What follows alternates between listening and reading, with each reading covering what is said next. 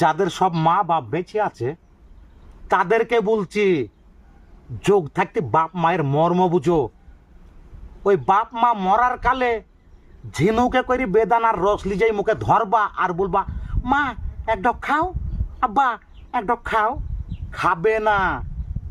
সারা জীবন তুমি লুকিয়ে লুকিয়ে বউ ছেলেকে বেদানা লিজে খাইছো, গোটা গোটা আপেল লিজে খাইছো, আর মা বাপের মুখে কোনোদিন কিছু ধরনি।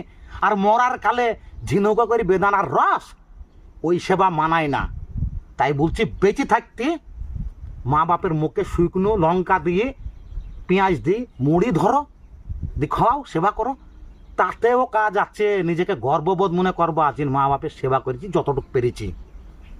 এবার তোমাদের ইচ্ছা, করলে করবা, না করলে তোমাদের ইচ্ছা, কিন্তু পস্তাইতে হবে।